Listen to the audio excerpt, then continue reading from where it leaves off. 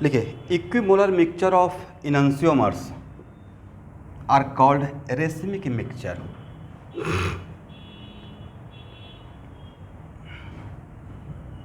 Correct. और हम लोग इनंसियोमर का फिजिकल प्रॉपर्टी बताए थे कि आपको, what are the physical property of enantiomer? Boiling point same होता है, मेल्टिंग पॉइंट सेम होता है, बट उसका नाम डीएल पेयर क्यों होता है? प्लेन पोलराइज लाइट पे एक्शन जस्ट अपोजिट होता है। अगर एक +20 डिग्री है तो क्या रहेगा, ये पता है ना?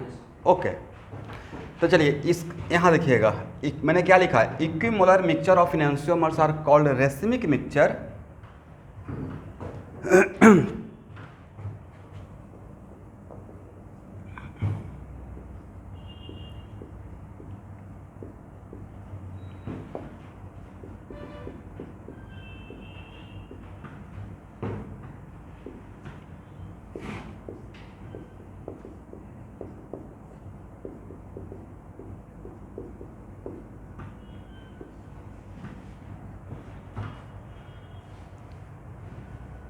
तो racemic mixtures are optically inactive.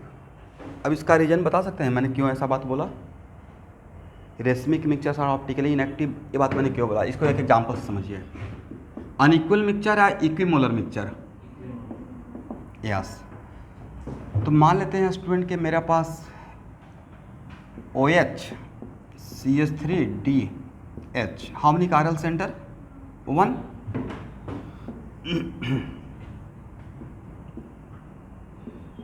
और अगर 1 कायरल सेंटर रहेगा तो डाइस्टेरियोमर तो रहेगा नहीं, जब भी रहेगा वो पेयर में इनंसियोमेरिक पेयर रहेगा एक दूसरे का, क्योंकि अगर एक का R रहेगा तो दूसरे का एस एंड वाइस वर्सा ऐसे रहेगा, राइट? इसका मतलब ये दोनों आपस में क्या है, ये दोनों आपस में बोथ आर इनंसियोमर्स, राइट? और इनंसियोमर्स एसिमेट्रिक मॉलिक्यूल या डिसिमेट्रिक मॉलिक्यूल? डिसिमेट्रिक। तो इनंसियोमर्स आर इंडिविजुअली एक्टिव, बट इसी का दोनों का अगर इक्वल अमाउंट, इसका 50% और इसका 50% से जो मिक्सचर बनाएंगे उसका नाम कौन सा मिक्सचर रहेगा? वो मिक्सचर इनएक्टिव हो जाएगा। वजह मान लेते हैं कि ये है फर्स्ट और ये है second, and it is very important to note that कि आपको सब लोग सुन पा रहे हैं ऑनलाइन बच्चे? तो मेरे हाथ में 2 ही मॉलिक्यूल है, एक इसका और एक इसका, और मान लेते हैं, और इन दोनों का नाम क्या है? इसका दूसरा नाम है DL pair, is it right? तो डीएल पेयर क्यों नाम पड़ा भाई? तो सर अगर मान लेते हैं कि इसने अगर +20 डिग्री रोटेट किया लाइट को, 2 ही मॉलिक्यूल है कंटेनर में, 2 रहेगा नहीं लेकिन समझाने के पॉइंट ऑफ व्यू से, तो ये अगर +20 करेगा तो ये -20 कर देगा, मतलब ए भी लाइट को डिविएट कर रहा है, ए भी लाइट को डिविएट कर रहा है, तो दोनों इंडिविजुअली है एक्टिव, बट दोनों मिलकर, 2 एक्टिव लोग मिलकर काम गड़बड़ कर देते हैं। तो ये +20 या -20 क्या बना देगा? लाइट को सीधा कर देगा, राइट? इसका मतलब है कि अगर लाइट ऐसे जा रहा है यहाँ से,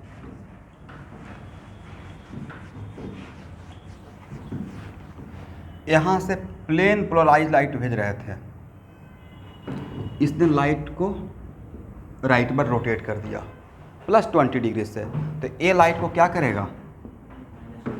लेफ्ट पर रोटेट कर देगा। तो अगर मान लेते हैं कि मैं इस रास्ते पे जा रहा हूँ, ये मेरा ओरिजिनल पाथ था, यहाँ से मैं +20 डिग्री मुड़ गया, तो अब मेरा रास्ता चेंज हो गया। अब फिर मैंने क्या किया कि इसके रेस्पेक्ट में अब मैं ऐसे मुड़ गया, तो मेरा ओरिजिनल पाथ पैरेलल हुआ या नहीं हुआ? तो यहाँ से जब ये पास करेगा, तो जब पास करेगा तो जब मैं एक्सपेरिमेंट, ये एक्चुअली रियल में एक्सपेरिमेंट होता है, जब हायर इंस्टीट्यूट में जाइएगा ना तो एक प्लेन पोलराइज लाइट का एक्चुअल में एक्सपेरिमेंट होता है, ये कोई हाइपोथेटिकल कॉन्सेप्ट नहीं है, इसका एक्सपेरिमेंट करना रहता है, हम लोग किए हैं फर्स्ट ईयर में। तो एक्चुअल में यहाँ से जब ये पास करेगा तो ये आपको अनडिविएटेड दिखेगा, इसका मतलब है कि मेरा मिक्सचर हो गया इनएक्टिव, बट मिक्सचर जिससे बना हुआ था वो डिसिमेट्रिक मॉलिक्यूल था, तो मिक्सचर का जो कंपोनेंट था इनंसियोमर्स था वो इंडिविजुअली एक्टिव था, बट ओवरऑल मिक्सचर हो गया क्या, इनएक्टिव। समझ गए एवरीवन ऑनलाइन? इसका मतलब है कि जो ये इनएक्टिव हुआ, ये किसी एक मिनट मैं लिखवा दूंगा, सब कुछ लिखवा दूंगा। तो ये जो इनएक्टिव हुआ है, ये किसी इनएक्टिव होने के मिक्सचर को इनएक्टिव करने के लिए क्या एक विद इन द मॉलिक्यूल एक फेनोमेना हुआ या दो मॉलिक्यूल मिलकर कर रहा है? इसका मतलब इसको बोलते हैं एक्सटर्नल कंपनसेशन। रेशमिक मिक्सचर अगर दो मॉलिक्यूल मिलकर एक काम कर रहा है तो उसको एक टेक्निकल टर्म दिया गया है। आया 2017 में इस पर एक ऑब्जेक्टिव आया हुआ था कि racemic mixtures are optically inactive, पहला option due to external compensation, मतलब दो मॉलिक्यूल अलग मॉलिक्यूल मिलकर एक दूसरे को काउंटर करता है, या due to internal compensation, C both D none of this. तो ये टर्म अगर नहीं जानते तो एक ऑब्जेक्टिव छूट आता। तो यहाँ पे जो इनएक्टिव हो रहा है वो इंट्रा मॉलिकुलर फिनोमेना है या दो इंटर मॉलिकुलर फिनोमेना है? Inter molecular. इसको बोलते हैं एक्सटर्नल कंपनसेशन। क्या बोलेंगे? एक्सटर्नली एक दूसरे को कंपनसेट किया है। Is it right? ओके, लिखिए तो एक line. Racemic mixtures are optically inactive due to external compensate से compensation. Racemic mixtures are optically inactive due to external compensation.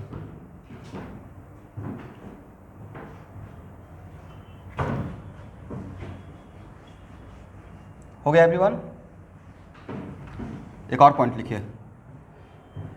Racemic mixture अगर बोल दिए 100%, अगर रेशमिक मिक्सचर मतलब दोनों, उसमें दोनों का परसेंटेज अनइक्वल रहेगा या इक्वल रहेगा? 100% इक्वल रहेगा, तभी ऐसा होगा। ये कुछ ऐसा है कि 10 इलेक्ट्रॉन और 10 प्रोटॉन मिला दीजिएगा तो सर न्यूट्रल, लेकिन अगर 10 इलेक्ट्रॉन और 11 प्रोटॉन मिला दीजिएगा तब क्या बोलिएगा? तो 10 और 10 तक काउंटर हो गया, बट एक प्रोटॉन का चार्ज बचा रह गया। किसका चार्ज बचा हुआ रहेगा? इसका या इसका? प्रोटॉन का।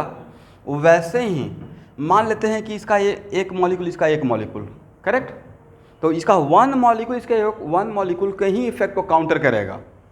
तो इसके अगर मान लेते हैं कि इसका 10 मॉलिक्यूल है मेरे हाथ में और इसका 8 मॉलिक्यूल ही रहा, देन व्हाट? तब क्या होगा? सर इसका 10 है, इसका 8 है, तो इसका 8 इसके 8 को कैंसिल कर देगा, बट बाकी दो का इफेक्ट बचा रहेगा। वो दो किसका इफेक्ट बचा रहेगा? इसका या इसका? डेक्स्ट्रो वाले का। तो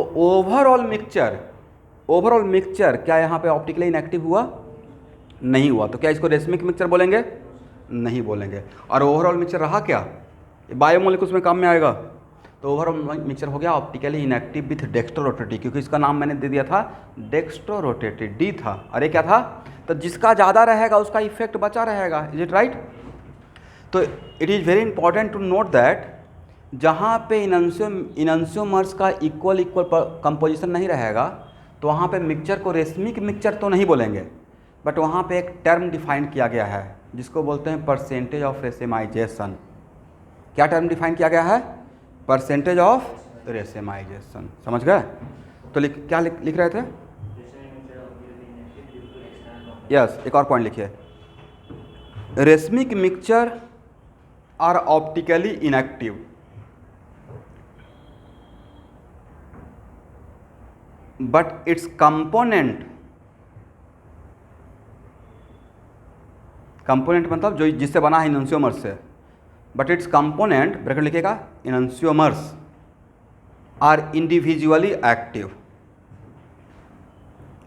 तो देखिए अब इसमें क्या पूछा जाएगा? It is very important to note that पूछा जाएगा कि ये एक्टिव है या नहीं है। सर एक्टिव है। ये एक्टिव है या नहीं है? एक्टिव है, बट इसका जो कंपोजिशन अगर 50-50 है तो मिक्सचर क्या है? इनएक्टिव है। ठीक है?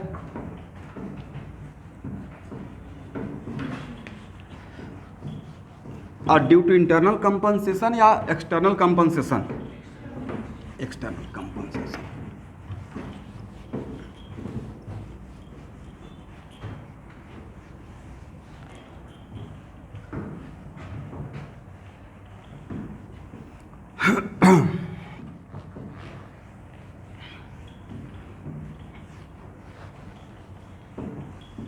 चलिए यहाँ देखिए, तो अब एक टर्म लिखिए, परसेंटेज ऑफ रेसिमाइजेशन।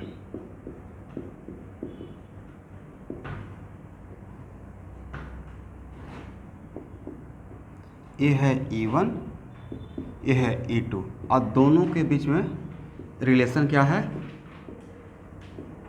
इनन्सियोमर का। ठीक है एवरीवन। अब यहाँ देखिए, मान लेते हैं कि ये है 80% और मैं हाइपोथेटिकली ये सपोज कर रहा हूँ कि ये D है और ये L है, मतलब मुझे नहीं पता है, कुछ समझाने के लिए मान लिए ये 80% और ये 20%। तब आपसे क्वेश्चन पूछा जाएगा इसी में, इस केस के लिए, case A, percentage of optically active mixture, कितना परसेंट मिक्सचर आपका ऑप्टिकली इनएक्टिव रहेगा?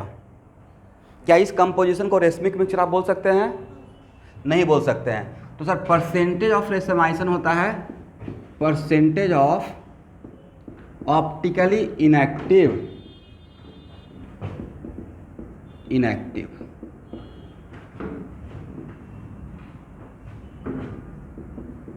Mixture of enantiomers. Always keep in mind, चाहे रेसमिक मिक्सचर हो या रेसमाइजेशन टर्म हो, ये डिफाइन होता है इनन्सियोमेरिक पेयर के लिए, दूसरे के लिए नहीं। ऐसा नहीं कि मेजोमर भी ऑप्टिकली इनएक्टिव होता है, और सिमेट्रिक मॉलिक्यूल है, all symmetric molecules are optically inactive, but वहाँ पे रेसमाइजेशन का टर्म यूज नहीं करेंगे। ये जो रेसमाइजेशन जो टर्म बनाया गया है racemic mixture, specially for enantiomers, agree? That's why यहाँ पे परसेंटेज ऑफ रेसमाइजेशन का मतलब परसेंटेज ऑफ ऑप्टिकली इनएक्टिव, ऐसे भी क्वेश्चन आएगा। तो परसेंटेज ऑफ रेसमाइजेशन कितना रहेगा? एवरीवन।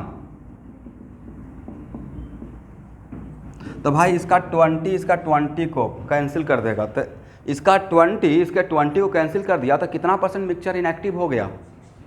40% ना। इसका 20 इसके 20 को काउंटर कर दिया, राइट? तो इसका 20 प्लस इसका 20 दोनों मिलकर 40 हो गया, तो 40% इनएक्टिव हुआ, एग्री?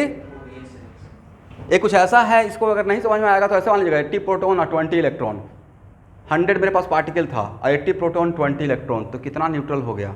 60 प्रोटॉन तो बचा रहेगा, लेकिन 40 कैंसिल हो गया इससे, राइट? वैसे ही इसका 20% इसके कितने परसेंट को इनएक्टिव कर पाएगा? 20%। तो इसका भी 20 है, इसका 20 मिलकर 40 हो गया ना। तो परसेंट, ऑनलाइन के स्टूडेंट भी कभी ना कभी हाँ ना बोलते रहिएगा भाई। आप लोग आए कि नहीं ऑफलाइन? इतना दिन से सब लोग बोल रहे थे सर ऑफलाइन कब से क्लास स्टार्ट होगा, आया कीजिए, ठीक है? या आप लोग डर रहे हैं? नहीं, सब लोग, चल कोई बात नहीं है, लेकिन आप गुवाहाटी में आ जाइए और सब लोग अब आना स्टार्ट कीजिए। सबके लिए बोल रहे हैं, जिनका तबीयत सही है और जिनको भी कोरोना से कम डर लग रहा है वो आ सकते हैं। सेफ्टी सही बात है, लेकिन आना स्टार्ट कीजिए, सेंटर पर आने से बहुत सारा मोटिवेशन मिल जाएगा। और टेस्ट तो बिल्कुल 100% ऑफलाइन लूँगा। अब मुझे रियल में टेस्ट लेना है, मजाक वाला नहीं। ऑनलाइन भी देंगे, ऑफलाइन आज अगर रहेगा तो आज ऑफलाइन लेने के बाद मैं पेपर कलेक्ट करने के बाद फिर ऑनलाइन लूँगा। ऐसा नहीं पहले ऑनलाइन ही ले लें, क्योंकि ऑनलाइन में सब लोग एक लाइन से टॉप कर रहे हैं। चलिए, तो परसेंटेज ऑफ रेसमाइजेशन 40%, तो इसका मतलब ऑप्टिकली इनएक्टिव कितना रहेगा? 40%। ऑप्टिकली एक्टिव कितना रहा मिक्सचर? एक्टिव रहा 60%, राइट? और वो 60% अकॉर्डिंग टू दिस कॉन्सेप्ट लेवो या डेक्स्ट्रो, इसको डेक्स्ट्रो मान रहे थे ना, तो वो डेक्स्ट्रो रहेगा, राइट? हाँ, इसका 20, मान लीजिए कि 100 मॉलिक्यूल्स है, राइट? इसका 80 मॉलिक्यूल्स है, इसका 20 मॉलिक्यूल्स है। तो इसका 20 मॉलिक्यूल्स यहाँ इसके, इसमें जो 80 है उसमें से कितने मॉलिक्यूल्स को के इफेक्ट को ख़त्म कर देगा? 20। तो कितना मॉलिक्यूल्स इनएक्टिव हो गया मिक्सचर का? तो वही तो 40% है, वही 40% है ना। चलिए, आप लोग समझ में आ गया? अब देखिए बहुत सारा एग्जाम्पल लूँगा, डोंट वरी। इसका 60% और इसका 40%, परसेंटेज तो 100 का ही रहेगा। अब बताइए इस केस में परसेंटेज ऑफ रेसमाइजेशन कितना रहेगा? 80%, 40 और इसका 40, इसके 40 को ख़त्म कर दिया, तो सिर्फ इसका 40 लेंगे या इसका भी 40 लेंगे? दोनों को लेंगे, दोनों मिलकर एक दूसरे को इनएक्टिव किया, right. That's why percentage of racemization कितना 80%, और बचा कितना एक्टिव कितना रहा 20%, और जो एक्टिव है वो मेरा कौन सा है डेक्स्ट्रो वाला, राइट। इसका 50% और इसका 50%, तो परसेंटेज ऑफ रेसमाइसन 100%। ये तो मैक्सिमम है भाई। परसेंटेज ऑफ रेसमाइसन कितना रहेगा 100%, राइट। एक्चुअली ये तो मेन था, इसका मतलब सर ये तो रेशमिक मिक्सचर बन गया, right. This is the case of what, बाकी सब केस को रेशमिक मिक्सचर बोलेंगे क्या, तो बाकी सब केस में रेशमिक मिक्सचर नहीं बोल सकते हैं, तो उसमें एक टर्म लेकर आए रेशमाइजेशन का, बट ये this is the perfect case of what racemic mixture. तो optically inactive 100%, optically inactive percentage of optically inactive mixture enantiomeric pair का, इस केस में in case of C 100% optically inactive, और percentage of active 0%। But individually active है या नहीं है, individually active है, बट पूरा मिक्सचर क्या हो गया इनएक्टिव हो गया, समझ गए। एक और केस से समझिए, इसका 35% और इसका 65%, परसेंटेज ऑफ रेशमाइजेशन यस। अब उल्टा कहानी हो गया, इसका 35 इसके 35 को क्या कर देगा काउंटर कर देगा, तो इसका 35 प्लस इसका 35 कितना, बट जो जिसके वजह से मिक्सचर अभी भी एक्टिव बना हुआ है, मिक्सचर अभी भी मिक्सचर का एक्टिव है, वो किसके वजह से बना हुआ है E2 के वजह से। तो आपका जो रहेगा वो एक्टिव कितना रहेगा 30%, और वो क्या रहेगा लेबोरोटेड रहेगा। तो परसेंटेज ऑफ रेशमाइजेशन आप लोग को समझ में आ गया एवरीवन।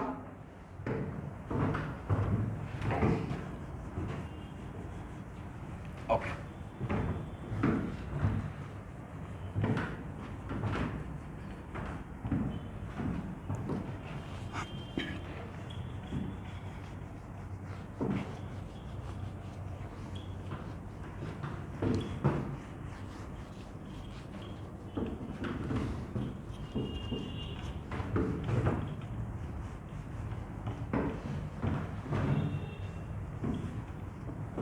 अभी कुछ एग्जाम्पल लेते हैं। अच्छा, एक और एग्जाम्पल लीजिए। जितना भी आपको पढ़ाए थे उसमें मेजोमर कहाँ मिला था, मेजोमर का एग्जाम्पल लिए थे, पढ़ाए होंगे, एग्जाम्पल लिए हैं या नहीं लिए, देखिए तो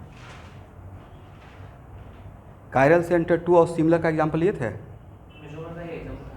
था ना। यस, यहाँ देखिए मैं बता रहा हूँ क्या था।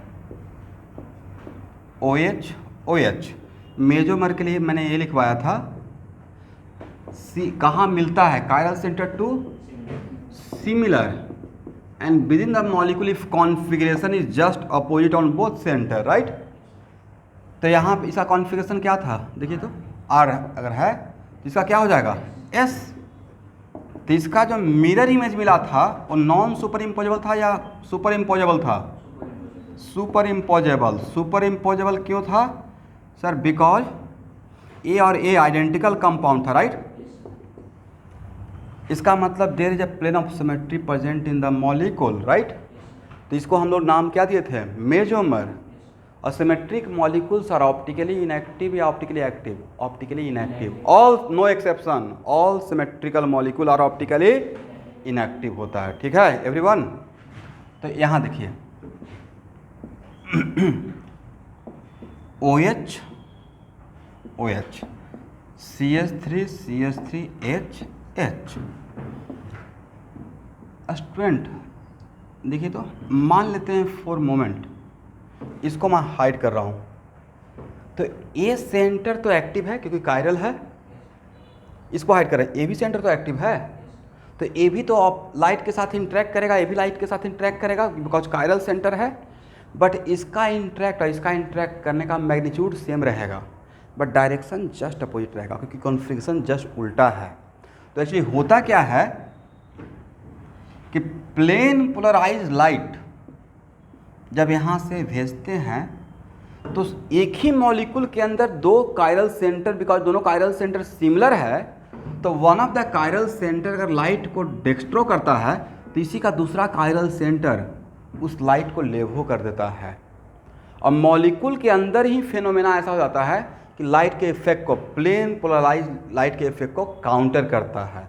That's why mesomers are optically inactive due to external compensation या इंटरनल कंपनसेशन।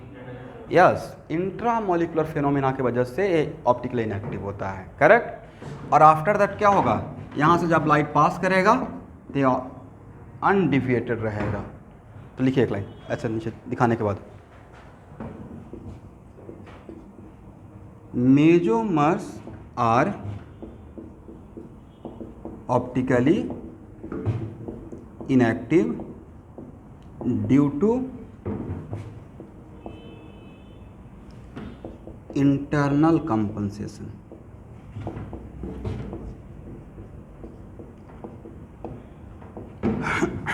ठीक है ना।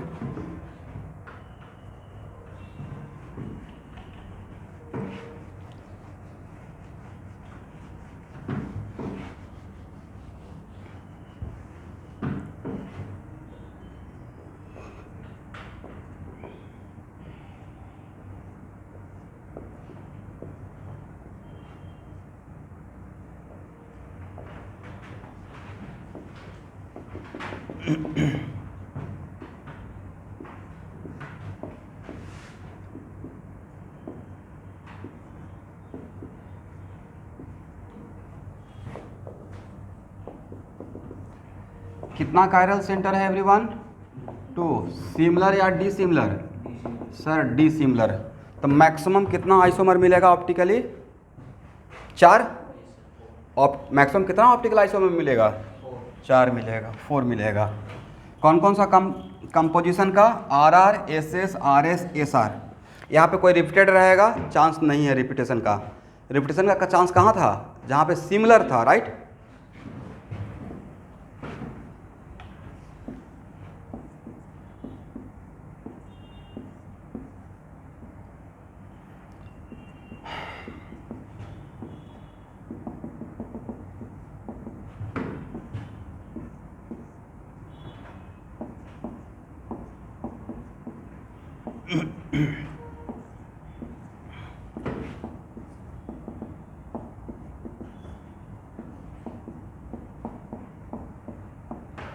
हो गया?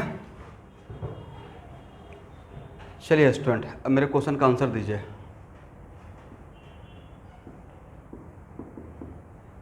ऑप्टिकली एक्टिव आइसोमर इस केस के लिए, sir all are individually active, all are dissymmetric molecule. वजह सबका मिरर इमेज डिफरेंट कंपाउंड दे रहा है, एक डिसिमेट्रिक मॉलिक्यूल क्वालिटी था। पहले क्वेश्चन का आंसर हो गया। ऑप्टिकली इनएक्टिव आइसोमर, आंसर क्या रहेगा? 0। पहला क्वेश्चन का आंसर ए रहेगा, दूसरा क्वेश्चन का आंसर 0 रहेगा। Third question, how many different type of DL pairs? A और ए डीएल पेयर, और ए और ए भी आपस में क्या है? DL pair, right. और ए भी आपस में क्या है एवरीवन? DL pair. बट भाई मेरा क्वेश्चन ये है कि ए डीएल पेयर और ए डीएल पेयर क्या same type of DL pair है, डिफरेंट टाइप? दोनों अलग अलग टाइप का डीएल पेयर है। कैसे? इसका कॉन्फ़िगरेशन बताइए एनीवन, दोनों सेंटर का। फर्स्ट इसका आर होना चाहिए, एस आर, आर एस। ए जो डीएल पेयर है एस आर और आर एस वाला डीएल पेयर है, और ए कौन सा रहेगा? एस एस और आर आर वाला डीएल पेयर है। तो क्या दोनों DL pair same type of DL pair रहेगा या डिफरेंट टाइप? तो मेरा क्वेश्चन है how many different type of DL pair? Different type. Online क्या स्टूडेंट चलो सुन पा रहे हैं? टाइप ऑफ डीएल पेयर कितना रहेगा एवरीवन? 2 रहेगा। आज ए डीएल पेयर है और ए डीएल पेयर, इन दोनों डीएल पेयर में आपस में क्या रिलेशन रहेगा बता सकते हैं? डाइस्टेरियोमर, जो एक दूसरे का, एक इसका कोई भी, दोनों में से कोई भी एक, फर्स्ट और सेकंड में से किसी को भी उठा लीजिएगा और उसका थर्ड और फोर्थ के साथ कंपेयर कीजिएगा तो क्या ये इसका मिरर इमेज है? और जो एक दूसरे का मिरर इमेज नहीं रहेगा वो एक दूसरे का क्या रहेगा, डाइस्टेरियोमर रहेगा। करेक्ट।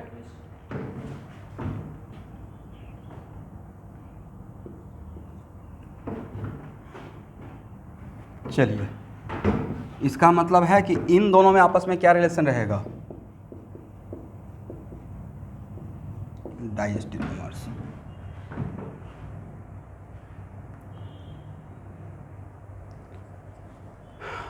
अब एक लाइन कहीं पे लिख लीजिए तो,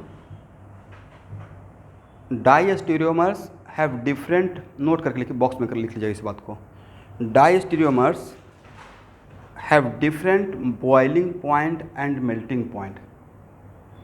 डाइस्टेरियोमर्स have different boiling point and melting point.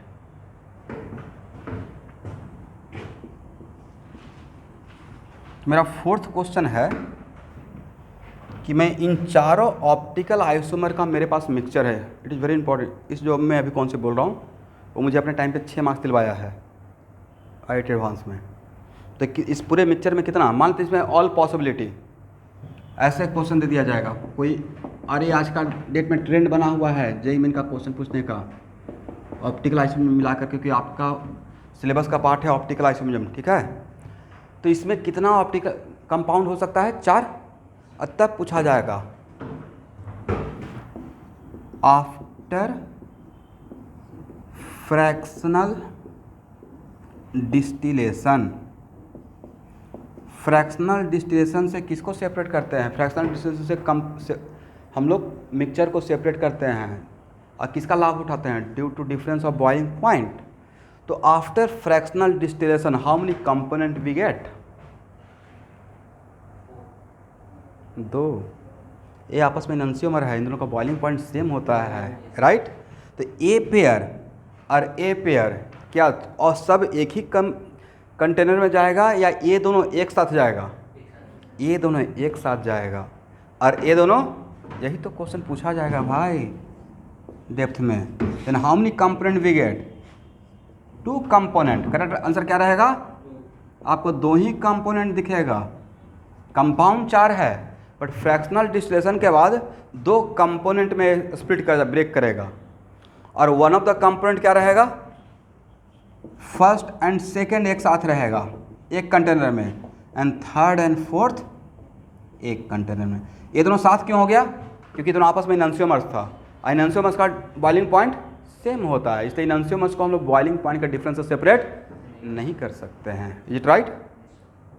But डाइस्टेरियोमर का बॉइलिंग पॉइंट, तो इस डीएल पेयर में क्या रिलेशन था, डाइस्टेरियोमर का, इस डीएल पेयर का कोई भी एक कंपाउंड और उस डीएल पेयर का कोई भी एक कंपाउंड आपस में डाइस्टेरियोमर था। दैट्स वाई इस ग्रुप का बॉइलिंग पॉइंट डिफरेंट, किसका ज़्यादा रहेगा नहीं पता, बट बॉइलिंग पॉइंट डिफरेंट रहेगा। ये समझ में आ गया, हो गया एवरीवन।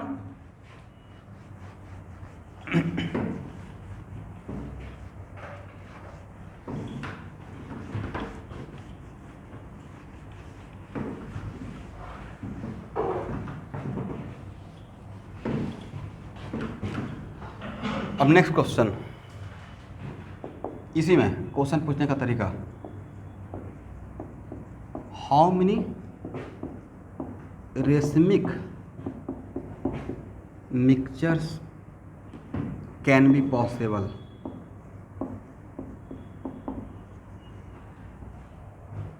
कितना टाइप का इसमें रेसमिक मिक्सचर बन सकता है। तो डीएल पेयर का दूसरा नाम क्या रहेगा, बट इज इट कंपलसरी जो डीएल पेयर रहेगा उसको आप रेसमिक मिक्सचर ही बोल दीजिए, मे और मे नॉट। वजह, जो डीएल पेयर है वो अगर इक्विमोलर नहीं है, फर्स्ट और सेकंड अगर 50-50% नहीं है तो रेसमिक मिक्सचर नहीं बोलेंगे, तब उसमें परसेंटेज ऑफ रेसमाइसन। इसलिए मैंने क्या बोला, कैन, मस्ट नहीं बोला, कैन बी पॉसिबल। तो 2 टाइप का बन सकता है, फर्स्ट और second one of the racemic mixture, और सेकेंड, थर्ड और fourth one of the racemic mixture, is it right. That's why how many racemic mixtures are possible, जितने टाइप का डीएल पेयर रहेगा उतना ही टाइप का रेसमिक मिक्सचर रहेगा, okay.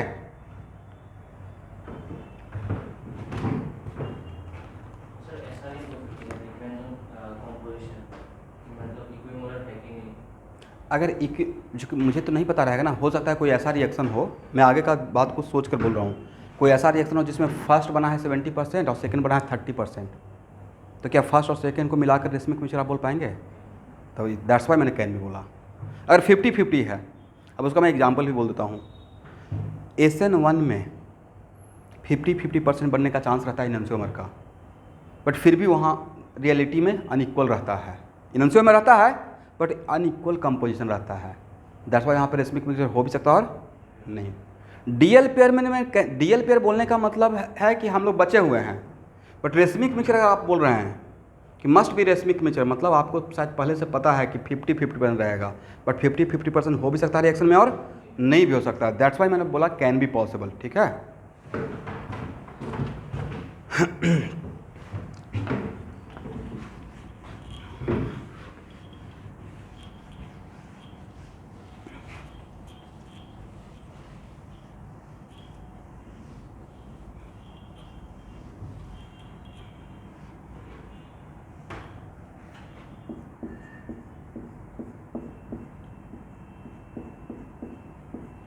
अब देखिए, आपको एक डेमो दे देते हैं, ज़्यादा कॉन्फिडेंस आ जाएगा।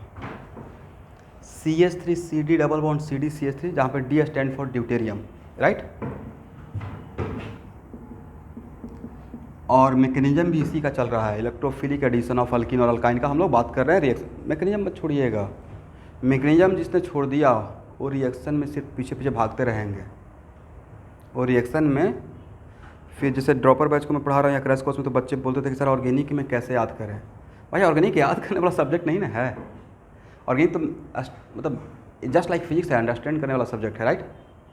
उसमें प्रॉपर रूल चल रहा है, प्रॉपर एक सीक्वेंस है। देखते हैं मेरा आपके बैच के कारण मजबूरी है कि मैं बहुत सारा बात ओल्ड बैच में नहीं बोलता हूँ अभी, और जैसे ही आज मैंने ख़त्म किया, इसलिए मेरा मजबूरी है कि आपको आज मुझे मैं आपका बैच का स्टॉप कर देता, फर्स्ट टर्म के बाद ही पढ़ा सकता था, बट चाहकर भी आप स्टॉप नहीं कर पा रहे हैं। बट हो सकता है कि आज की क्लास के बाद स्टॉप कर दें, क्योंकि मैंने इतना ही मुझे पढ़ा दिया कि अब मेरे रिएक्शन में उसको अप्लाई कर सकता हूँ।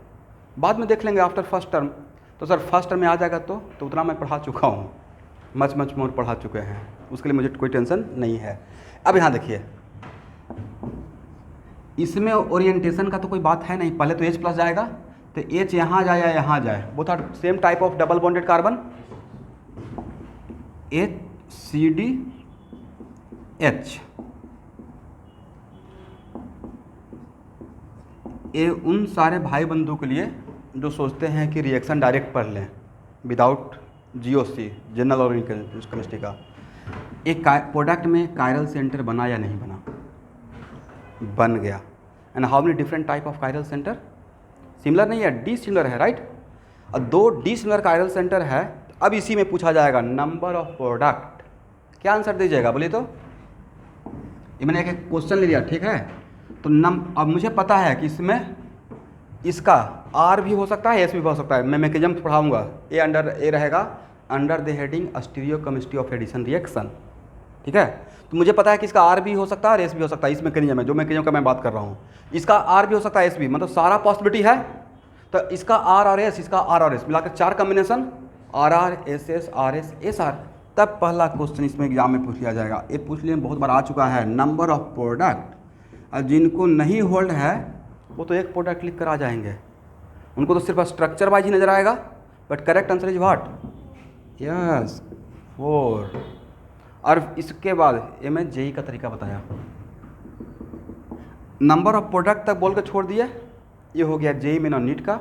अब अगर क्वेश्चन रहेगा number of product and after fractional distillation of product we get how many component, और ऑप्शन ऐसे सेट कर दिया जाएगा। पहला क्या था?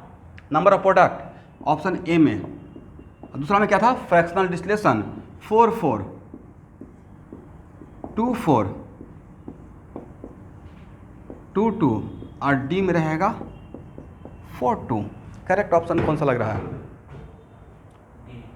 D, number of product 4। और फ्रैक्शनल डिस्टिलेशन करेंगे तो इसमें DL pair, 2 different type of DL pair, और DL pair having same boiling point, but दो DL pair, two different type of DL pair है, तो एक डीएल पेयर दूसरे डीएल पेयर के साथ क्या रहेगा, डाइस्टेरियोमर। जब इसका फ्रैक्शनल डिस्टिलेशन करेंगे तो नंबर ऑफ कंपोनेंट कितना दिखेगा, 2। तो करेक्ट ऑप्शन क्या हो जाएगा, 2। इस क्वेश्चन इसको बना लिया जाए, नंबर ऑफ प्रोडक्ट, मेरा क्वेश्चन था number of product and after what FD we get respectively, और करेक्ट आंसर क्या है 4 और 2। समझ गए एवरीवन, ऑनलाइन स्टूडेंट? ठीक है, बोर्ड के एग्जाम में आएगा। हाँ, 1 मिनट, अगर बोर्ड के एग्जाम में अगर क्वेश्चन में एम्फेसाइज किया हुआ है, फोर्स किया हुआ है number of product structure wise, तब तो 1 बोल के आइएगा, राइट। लेकिन अगर सिर्फ नंबर ऑफ प्रोडक्ट और स्ट्रक्चर वाइज नहीं, इसका मतलब टोटल, तो टोटल कितना रहेगा, 4 रहेगा, ठीक है। अब इसमें यहाँ देखिए, समटाइम्स इस टाइप ऑफ क्वेश्चन में एक और चीज़ पूछा जाएगा, और अब पूछा जाएगा total number of stereo isomer, यहाँ पे नंबर ऑफ, तो सर स्टीरियो आइसोमर, तो स्टीरियो तो divided into 2 parts, configurational and conformational, right. और कॉन्फॉर्मेशनल ऑलवेज इनफाइनाइट होता है, तो उस टाइम पे डिफ़ॉल्ट में क्वेश्चन पूछने वाले के माइंड में रहता है कि कॉन्फिगरेशनल बच्चे को बोलना है, कन्वेंशन है, अदरवाइज तो इनफाइनाइट तो आंसर देंगे नहीं, ठीक है। तो ये सब बातें बाद में जब लेंगे तो। अब स्टूडेंट सबसे इम्पॉर्टेंट नंबर ऑफ प्रोडक्ट में रहा point of view RS configuration, मतलब 2 कायरल सेंटर और दोनों डिसिमिलर है, तो कितना प्रोडक्ट का चांस था, 4 का। एक कायरल है ना, एक कायरल है, किसकी वजह से नंबर ऑफ प्रोडक्ट 4 बोल रहे हैं, ऑप्टिकल आइसोमेरिज्म की वजह से, राइट। मतलब प्रॉपर आइसोमेरिज्म का ध्यान रखकर आंसर देना है।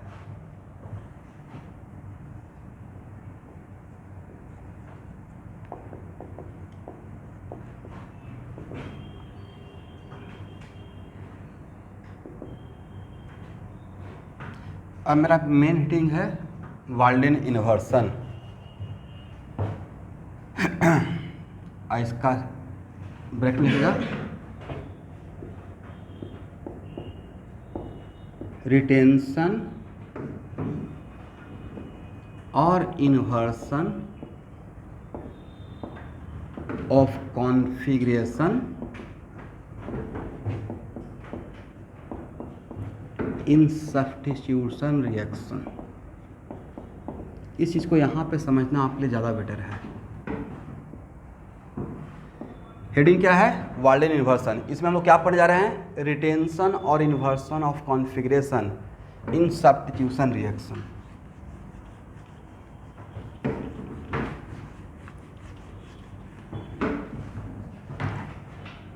Very very important. पहला पॉइंट लिखिए,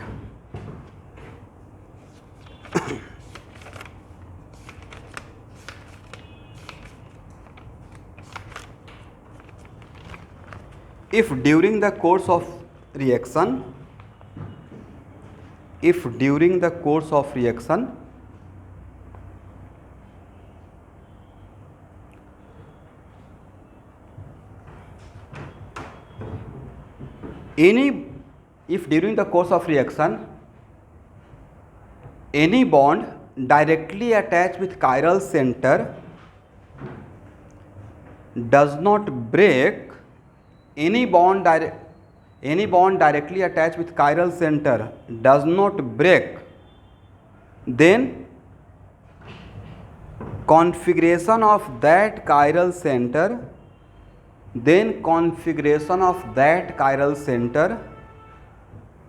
retained in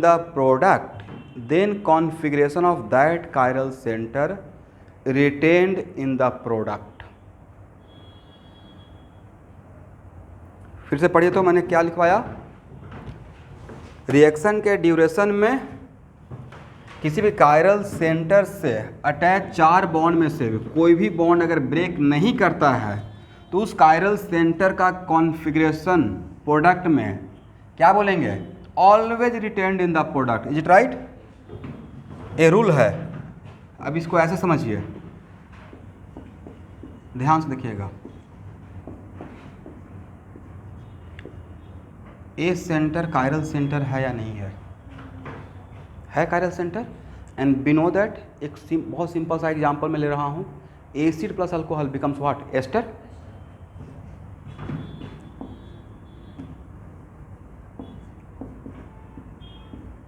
एक कौन सा अल्कोहल? मिथाइल अल्कोहल, और H प्लस है यहाँ पे कैटलिस्ट। और सबसे इंटरेस्टिंग बात है कि आपको SN2H पढ़ा चुके हैं, nucleophilic substitution via tetrahedral intermediate, वो सब तो याद रखना पड़ेगा, बट बाद में इसको लेंगे। और मुझे इसका मैकेनिज्म एक्चुअली पता है कि जब एसिड और अल्कोहल आपस में कंबाइन होता है तो जनरली ए बॉन्ड ब्रेक होता है, OH और इसका H, right. Reaction actually mechanism कुछ ही और तरीके से होता है, बट मार्फोलॉजी में दिखा रहा हूँ। तो क्या इस कायरल सेंटर से डायरेक्टली 4 बॉन्ड था ना, ए और ए, चारों में से कोई भी ब्रेक हुआ? डायरेक्टली अटैच नहीं ब्रेक हुआ। तो ये जो प्रोडक्ट बना, उस प्रोडक्ट को क्या बोलिएगा?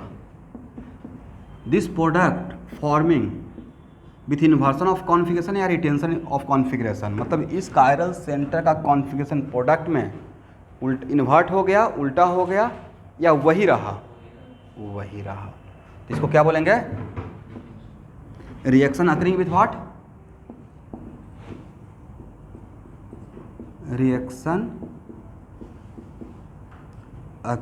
अकरिंग विथ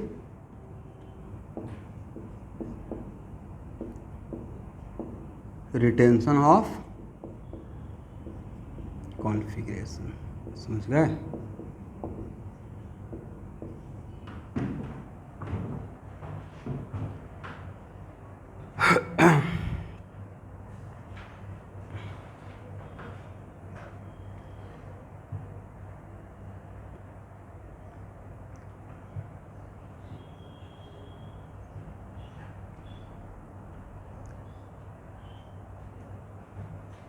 अब सेकेंड पॉइंट लिखिए,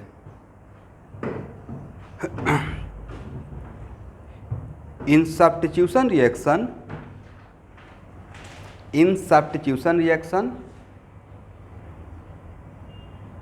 if one of the bond directly attached with chiral center, in substitution reaction if one of the bond directly attached with chiral center break during the course of reaction,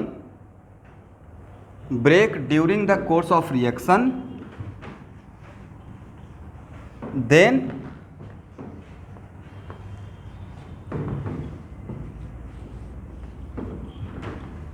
configuration of that chiral center in the product,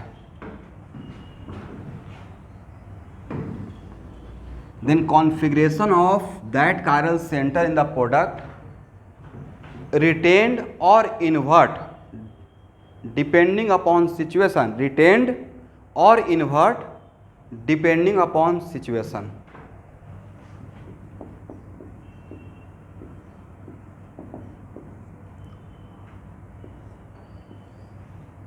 इसके लिए मैं एक बढ़िया example ले रहा हूँ, यहाँ देखिए।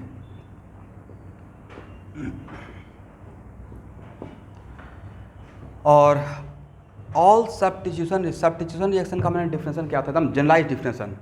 1 सिग्मा बॉन्ड ब्रेक होता है और एक न्यू सिग्मा बॉन्ड फॉर्म होता है, इज इट राइट?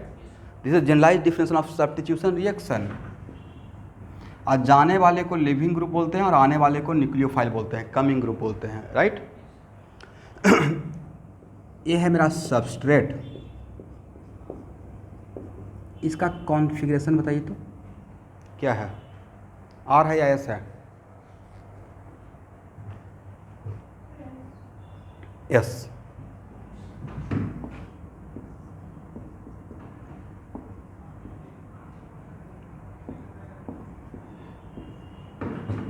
सबसे पहले ये बताएं, गया कौन?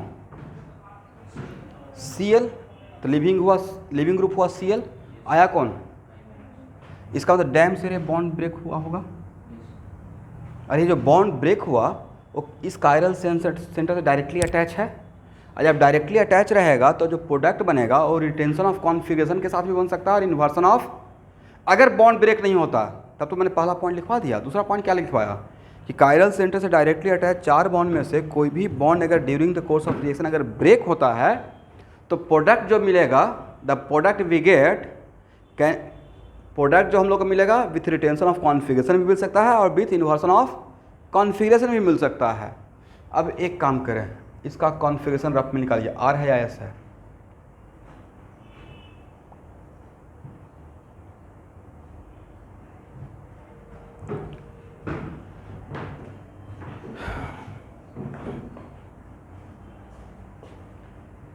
कॉन्फिगरेशन क्या है एवरीवन?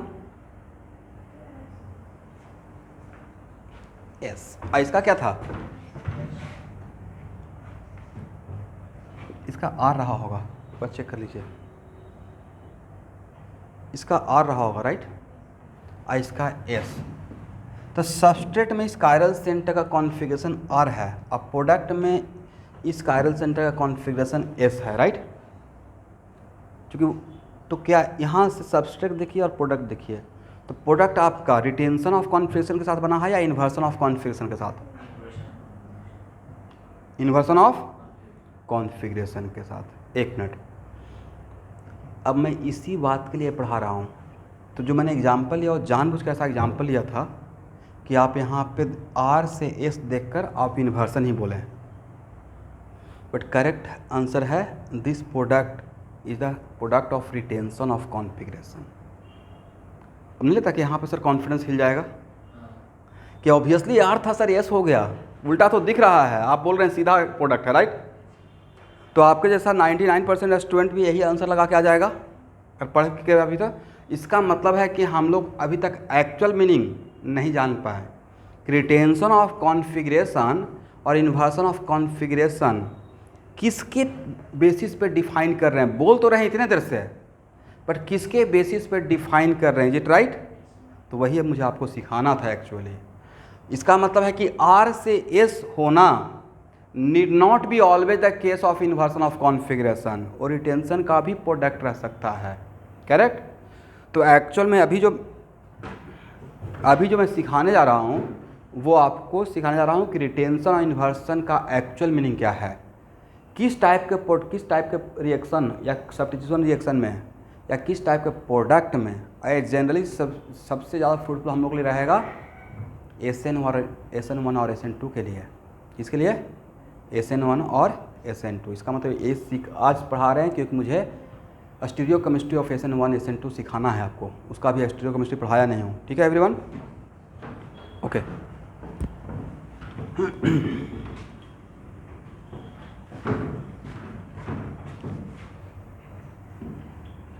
पहला पॉइंट लिखिए,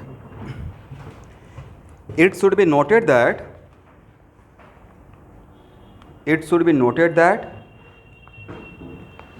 if a group replaced by other group, यहाँ पे कौन सा ग्रुप किससे रिप्लेस कर दिया गया? क्लोरीन आयोडीन से रिप्लेस कर दिया गया है।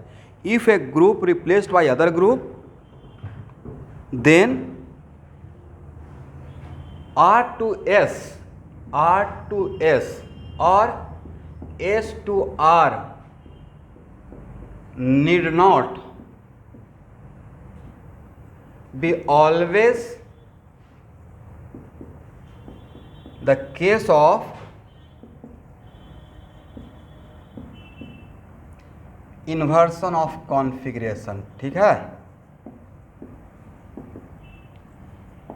मतलब R से S या S से R किसके रेस्पेक्ट में? R मतलब सबस्ट्रेट में, प्रोडक्ट में S हो गया, या S सबस्ट्रेट में प्रोडक्ट में R हो गया। Need not be always the case of inversion of configuration. इसका मतलब एक बात तो पता चल रहा है कि ओके, सबस्ट्रेट और प्रोडक्ट जब कंपेयर करेंगे तो सबस्ट्रेट का RS और प्रोडक्ट का RS आपस में शायद कंपेयर नहीं करना है, जो हम लोग टर्म सीखने जा रहे हैं, ठीक है। एक और पॉइंट लिखिए, सेकेंड पॉइंट। और अगर अच्छा खुद से बताइए, अगर ऐसा दिख जाता तो आप क्या बोलते? सबस्ट्रेट में R प्रोडक्ट में भी R, पक्का रिटेंशन बोलते, राइट। तो एक और पॉइंट, R to R और S to S need not be always the case of retention of configuration। मुझे सबसे ज़्यादा कॉन्फिडेंस जो इस टॉपिक में ऑप्टिकल जो अपने टाइम पे मैं पढ़ रहा था, सर टीचर जो पढ़ा रहे थे, यहाँ पे ही हिल गया था कि अभी तक लाइफ अच्छा चल रहा था, आर से एस तो उल्टा हो गया, एस आर टू आर मतलब वही रहा।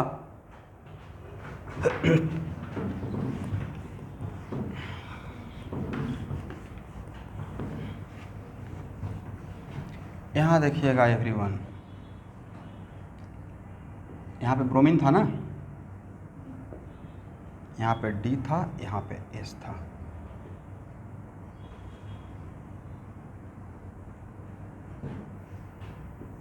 और ये Cl है, करेक्ट। ऑब्वियसली यहाँ ये sp3 कार्बन का sp3 ऑर्बिटल है, राइट। और SN1 सबसे पहले बताइए कि SN2 में न्यूक्लियोफाइल का जाना और कमिंग ग्रुप का आना साथ साथ होता है, बट न्यूक्लियोफाइल बैक साइड से आता है, एग्री। बैक साइड से आने का मतलब है कि जिसको आउट करना है उसके बिगर लोब पे अटैक करेगा या स्मॉलर लोब पे, स्मॉलर लोब पे। It is very important to note that, यहाँ पे आपको समझाने के लिए, यहाँ देखिए एवरीवन, ये मैंने अमोनिया का स्ट्रक्चर ड्रॉ किया, राइट। और अमोनिया का शेप कैसा, स्ट्रक्चर नहीं पूछ रहा हूँ, ज्योमेट्री तो सबको पता है, sp3, राइट। और शेप बताने के टाइम पे क्या करते हैं, लोन पेयर को भूल जाते हैं। तो लोन पेयर को जब हटा दीजिएगा तो नाइट्रोजन यहाँ पे H H H, sir trigonal pyramidal, trigonal. और अगर इस लोब को पुल करना स्टार्ट करते हैं, ये एक्चुअली आपको पढ़ना भी है, पिरामिडल इन्वर्सन। तो अगर इस स्मॉलर लोब को पुल करेंगे तो ऑब्वियसली इसका साइज बड़ा होगा एट द कॉस्ट ऑफ इसका साइज छोटा। और एक टाइम आएगा जब दोनों का साइज इक्वल हो जाएगा, करेक्ट। और जब दोनों का साइज इक्वल हो जाएगा तो हो गया इक्वल डंबल, डंबल ना, बट इक्वल दोनों का। और इक्वल तो होता है प्योर ऑर्बिटल का। अब अगर ये जो sp3 ऑर्बिटल है उसको अगर आप इक्वल इक्वल कर दिए तो हो गया प्योर p, तब हाइड्रोजन बिकम्स व्हाट, sp2। क्योंकि वन ऑफ द इस ऑर्बिटल को जो sp3 है उसको आप कन्वर्ट मॉडिफाई करके क्या कर दिए हैं, प्योर p कर दिए, then hydrogen becomes what, sp2 का ज्योमेट्री ट्राइगोनल प्लेनार। इसका मतलब जैसे जैसे इसको पुल करेंगे वैसे से ऊपर उठेगा, राइट। और जब दोनों का शेप इक्वल हो जाएगा तो हो जाएगा ट्राइगोनल प्लेनार। और इसको और पुल कर रहे हैं, देन व्हाट, तो सर अब ये तीनों ऊपर चला जाएगा, एग्री। इसका मतलब है कि सर ये तो पूरा पिरामिड ही उल्टा हो गया। जो पिरामिड ऐसे नीचे था वो पिरामिड कहाँ हो गया, उसको बोलते हैं इन्वर्सन ऑफ कॉन्फ़िगरेशन। क्या बोलते हैं, मतलब पिरामिडल इन्वर्सन। तो मान लेते हैं कि सिचुएशन अगर ऐसा है कि ऐसा, तो सर ऐसा एक्चुअली होता है, बिल्कुल होता है, आए पढ़ना भी है। यहाँ से यहाँ आ सकते हैं, करेक्ट। तो sp3 से कहाँ, sp2, और इसको और पुल कर लिए तब क्या हो जाएगा, something like this, H H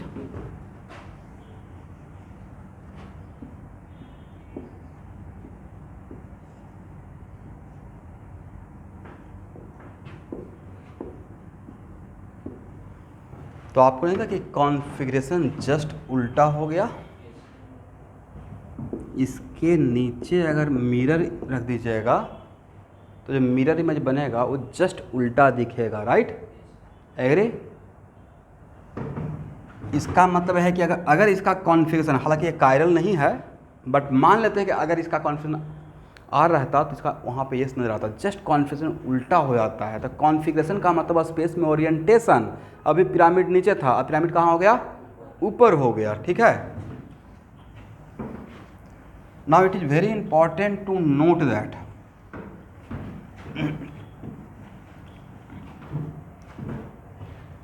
ए है क्लोरीन, यहाँ पे मेरा है लिविंग ग्रुप। बातों को समझिएगा एवरीवन, बहुत कॉन्सेप्चुअल चीज़ पढ़ा रहा हूँ, ठीक है। तो लिविंग ग्रुप को अगर आउट करना है कमिंग ग्रुप से, आयोडीन से, यहाँ पे मेरा कमिंग ग्रुप है I-, तो अगर लिविंग ग्रुप के जगह पे डायरेक्टली कमिंग ग्रुप आ जाए without disturbing the orientation of rest 3 group H, D and Br, इन तीनों जैसे था उसको वैसे ही छोड़ते हुए डायरेक्टली अगर क्लोरीन जहाँ पे था डिटो उसी के जगह पे आकर बैठ जाए, सर ये तो तभी होगा जब सामने से आएगा, बिगर लोब पे अटैक करेगा, करेक्ट। तो अगर यहाँ पे स्मॉलर लोब नहीं, अगर यहाँ पे ब्रेक करता है तो उसको बोलते हैं front side attack. Living lobe को किस तरफ से आकर अटैक किया, तब वहाँ पे बी आर डी और एच का एक दूसरे के रेस्पेक्ट में जो ओरिएंटेशन था वो डिस्टर्ब हुआ, या जैसे था वैसे रह गया, तो उसको हम लोग बोलते हैं रिटेंशन। क्या बोलेंगे, इसका मतलब है कि retention, reaction occurring with retention of configuration का मतलब है leaving group out by back side attack या front side attack. Front side attack का मतलब है कि बिगर लोब पे अटैक करेंगे, स्मॉलर लोब पे या बिगर लोब पे, without disturbing the orientation of rest 3 group. Chiral centre से जो अटैच 4 ग्रुप है उसमें रेस्ट 3 ग्रुप को बिना डिस्टर्ब किए हुए लिविंग ग्रुप के डिटो लिविंग ग्रुप के जगह पे configuration at the same position, मतलब इन तीनों को डिस्टर्ब नहीं करना है, तो उसको हम लोग बोलते हैं फ्रंट साइड अटैक का प्रोडक्ट। और फ्रंट साइड के अटैक को, फ्रंट साइड अगर अटैक करता है तो उसको बोलते हैं रिएक्ट प्रोडक्ट। किसके साथ बनना, प्रोडक्ट में उस कायरल सेंटर का कॉन्फिगरेशन रिटेन रहना।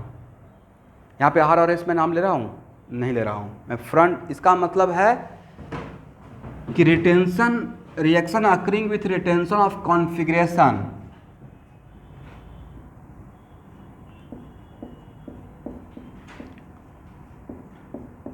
Reaction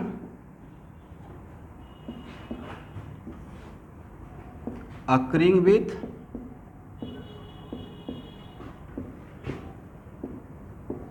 retention of configuration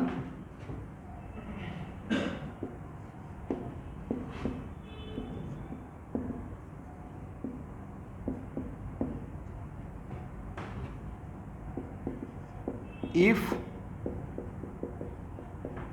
attack of coming group मतलब मोस्टली न्यूक्लियोफाइल मानिए,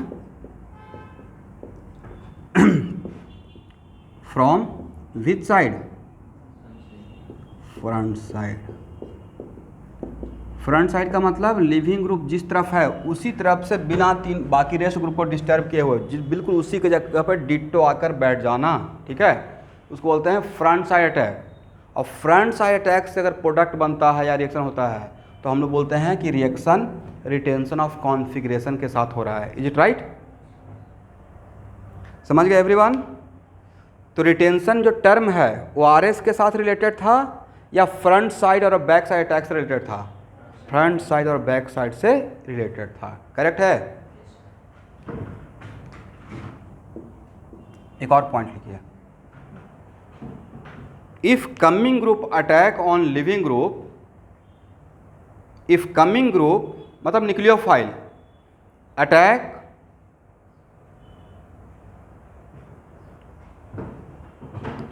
from back side, if coming group attack from back side, then it is called reaction occurring with inversion of configuration, then it is called reaction occurring with inversion of configuration।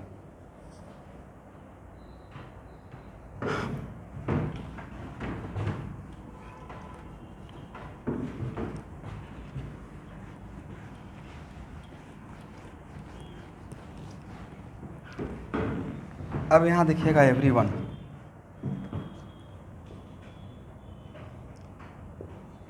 It is very important to note that किस तरफ से attack करना है,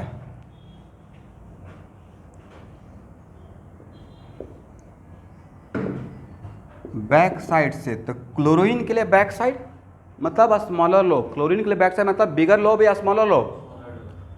तो भाई smaller lobe तो ऐसा भी तो हो सकता है आपको समझाने के पॉइंट ऑफ व्यू से,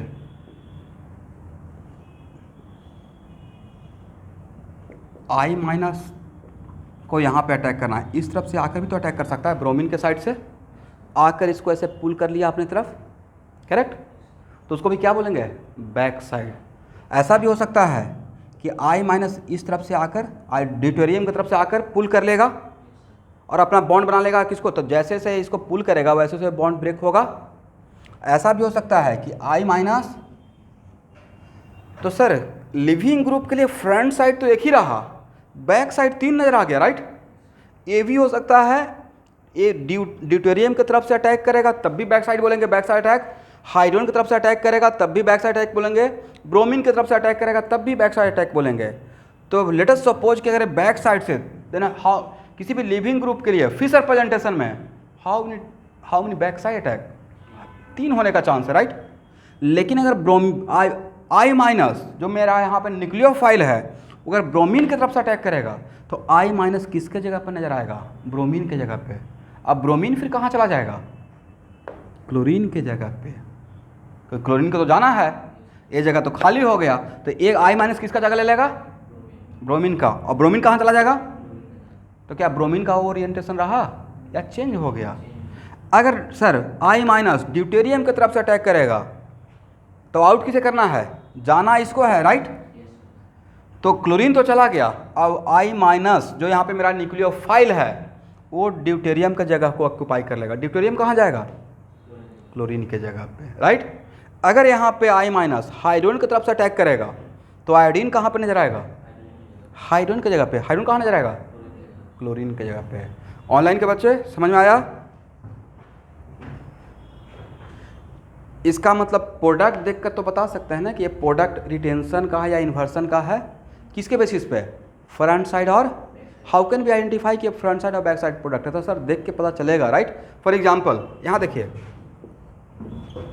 DHBrI कौन गया, Cl, और आयोडीन किसके तरफ से आया है, क्योंकि ब्रोमीन इसके जगह पे है, राइट। तो किसका प्रोडक्ट है, रिटेंशन का, फ्रंट साइड का या बैक साइड का, बैक साइड का। फिर मान लेते हैं कि आयोडीन यहाँ, H यहाँ, और Br और D जहाँ है वहाँ ही रह गया, इसको कौन सा प्रोडक्ट बोलिएगा, फ्रंट साइड का अटैक का प्रोडक्ट या बैक साइड अटैक का प्रोडक्ट, बैक साइड अटैक का प्रोडक्ट, राइट। किधर से अटैक किया, सॉरी अब ठीक है, ओके। उसके बाद इसको भी किसका प्रोडक्ट बोलिएगा, तो बैक साइड का कितना product, 3 product, right. Back side का कितना प्रोडक्ट, 3 प्रोडक्ट। एक काम कीजिए आप लोग, पहले लिख लीजिए, लिखिए। तो एक पार्ट थोड़ा कॉन्सेप्चुअल है बट इसके बिना आगे भी नहीं बढ़ सकते थे।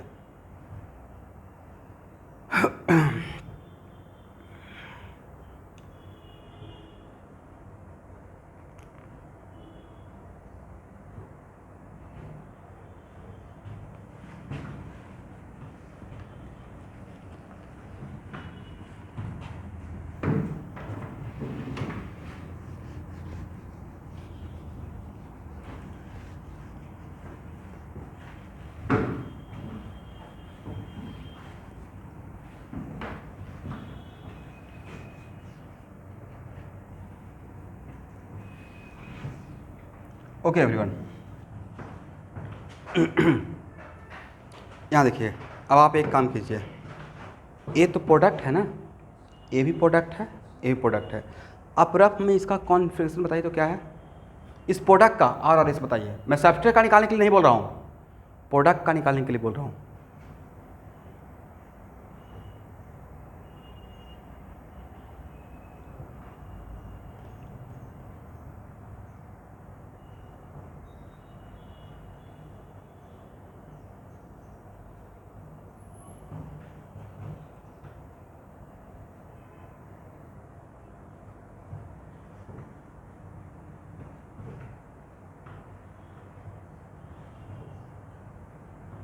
शायद आ ही रहा होगा, करेक्ट। एक काम कीजिए, इसका बताइए तो, इसका, यस। और अब इन तीनों के बीच में यूनिवर्सल स्टेटमेंट लगा दीजिए। इन तीनों के बीच में अगर यूनिवर्सल स्टेटमेंट लगाएंगे, यूनिवर्सल स्टेटमेंट क्या था कि किसी भी 2 स्ट्रक्चर को कंपेयर करते हैं, मतलब सब्सट्रेट का प्रोडक्ट से नहीं, लेकिन प्रोडक्ट का तो प्रोडक्ट के साथ कंपेयर कर सकते हैं ना। तो लग रहा है, जैसे मैंने बोला कि बैक साइड से 3 प्रोडक्ट बना, बट तीनों आइडेंटिकल है, डिफरेंट है या आइडेंटिकल है। कितना कॉन्फिडेंस आ गया कि सर अब तो मतलब यहाँ पे कन्फ्यूजन होगा ही नहीं कि इसके तरफ से अटैक करें या इसके तरफ से या इसके तरफ से, सब किसी भी की तरफ से अटैक करेंगे सेम ही प्रोडक्ट मिलेगा, राइट। इसका मतलब ऐसा लग रहा था कि बैक साइड अटैक करने का 3 तरीका है, but configurationally all back side attack are same. वजह, किसी भी तरीके से किसी भी तरफ से अगर बैक साइड का अटैक करेंगे we get same product. Is it right everyone? Online का स्टूडेंट, आप लोग बात समझे? इन तीनों का अगर मैंने क्या किया, इंडिविजुअली निकाला, इसका भी आर है, इसका भी आर है, इसका भी आर है। इसका मतलब ये तीनों जो बैक साइड का प्रोडक्ट था, इनिशियली लग रहा था कि शायद 3 बैक साइड प्रोडक्ट मिल गया, right, but back side all are identical. इसका मतलब किसी भी तरीके से किसी भी तरफ से अगर बैक साइड का अटैक करेंगे, क्योंकि किसी भी कायरल सेंटर पे लिविंग ग्रुप के रेस्पेक्ट में बैक साइड तो नजर आएगा 3 फिशर प्रेजेंटेशन में, but all are identical back side. Because इस तरफ से अटैक करेंगे तब भी वही प्रोडक्ट मिलेगा, इस तरफ से अटैक करेंगे तब भी वही प्रोडक्ट मिलेगा, इस तरफ से अटैक करेंगे तब भी वही प्रोडक्ट मिलेगा। ये राइट? अरे होना भी चाहिए था, लॉजिकल बात था भाई। किसी भी लिविंग ग्रुप को आउट करने का 2 ही साइड, फ्रंट साइड और बैक साइड, तो बैक साइड तो एक ही रहेगा, फ्रंट साइड भी एक ही रहेगा। यदि किसी भी कायरल सेंटर पर अटैक करते हैं और अगर मैंने बोल दिया कि नहीं ओनली बैक साइड अटैक इस मैकेनिज्म में है, इसका एक एग्जांपल SN2 बैक साइड होता है, तो SN2 में reaction always inversion of configuration के साथ होता है। अब हम लोग बोल सकते हैं SN1 में, आगे पढ़ाएंगे स्टीरियोकेमिस्ट्री में, उसमें फ्रंट साइड भी होता है और बैक साइड भी होता है, तब वहाँ पे बोलेंगे reaction occurring with retention as well as inversion of configuration both, right. किसी किसी में होता है ओनली रिटेंशन, तब बोलेंगे मतलब ओनली फ्रंट साइड अटैक से होता है, तब बोलेंगे reaction occurring only with retention of configuration. But back side, किसी कायरल सेंटर बैक साइड के लिए अगर ये चीज़ प्रूफ नहीं करते तो यू आर गेटिंग कन्फ्यूज्ड। आपको लगता है कि इस तरफ से अटैक करें या इस तरफ से अटैक करें या इस तरफ से। आप कॉन्फिडेंट है इस तरफ से अटैक करके अगर आउट करते हैं तब भी बैक साइड प्रोडक्ट, इस तरफ से अटैक करेंगे तब भी back side, in all are identical back side attack, right. लिखिए, एक लाइन लिखिए तो, in Fisher presentation, in Fisher presentation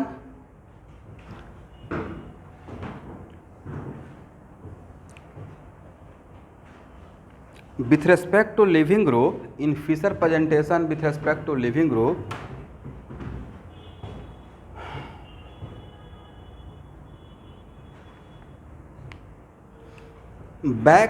back side attack looks like 3 side, back side attack looks like 3 side, but configurationally all are same, but configurationally all are same। इस statement का मतलब समझे आप लोग? मतलब किसी भी तरफ से अटैक करेंगे प्रोडक्ट पे कोई फर्क, वही प्रोडक्ट मिलते रहेगा, ठीक है।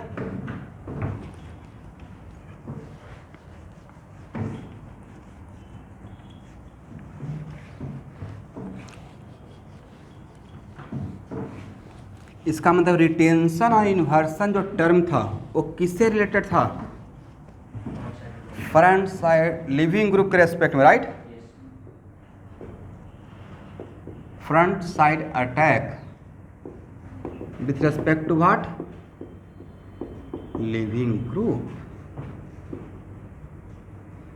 इसको आजकल क्या बोलेंगे? रिटेंशन होना, राइट। और back side attack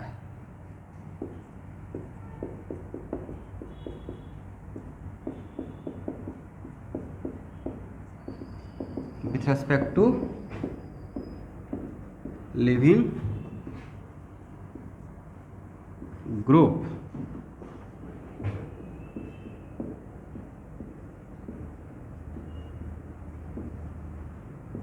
Inversion of configuration, reaction occurring with inversion of configuration।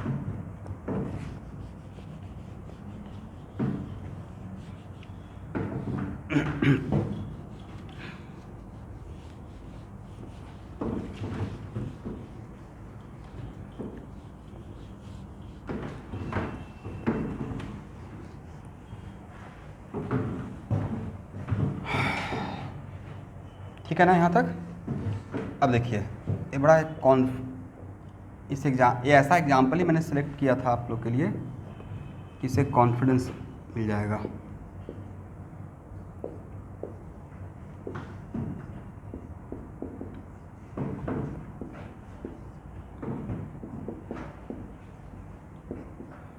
गया कौन और आया कौन? गया Cl, आया आयोडीन। सबस्ट्रेट देखिए और प्रोडक्ट देखिए, ये फ्रंट साइड का अटैक का प्रोडक्ट है या बैक साइड का? फ्रंट साइड का। तो ये किसका प्रोडक्ट बोलिएगा? Retention of configuration, right. Retention of, online student सुन पा रहे हैं? ओके।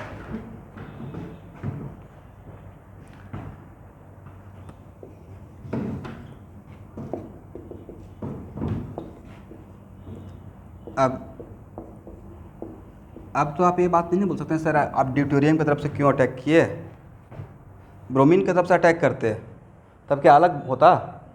इस तरफ से अटैक करें, इस तरफ से अटैक करें, इस तरफ से अटैक करें, डिफरेंट प्रोडक्ट मिलते रहता या सेमी प्रोडक्ट मिलता? इसको कौन सा प्रोडक्ट बोलिएगा, रिटेंशन का या इन्वर्सन का?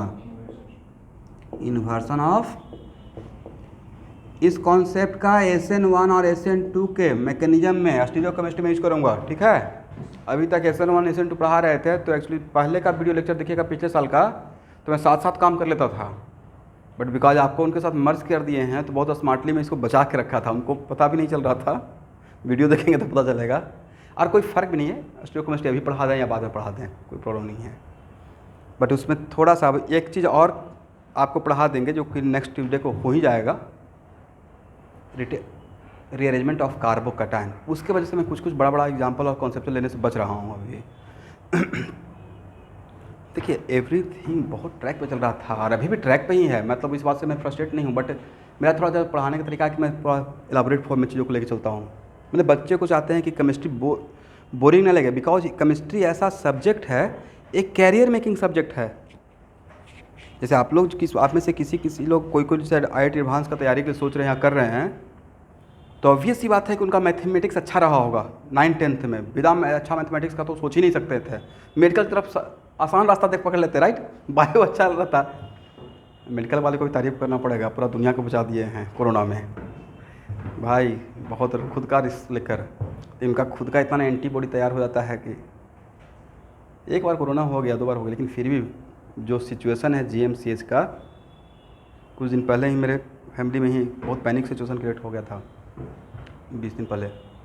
होता है तो समझ में आता है, बहुत डेंजर है, जो जनरली नहीं होता है, इसलिए आप लोग आते हैं भी हैं। अब देखिए, तो अब ये बात सुनकर कुछ लोग स्टूडेंट लोग बोलेंगे अच्छा नहीं निकलते हैं घर से। भाई जिनके बारे में मैं बोल रहा हूँ वो घर से एक कदम भी बाहर नहीं निकालते थे।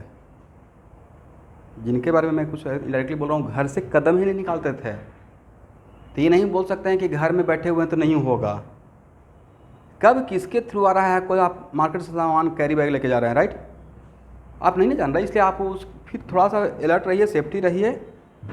और अब लाइफ जीना थोड़ा छोड़ देंगे, निकलना ही पड़ेगा।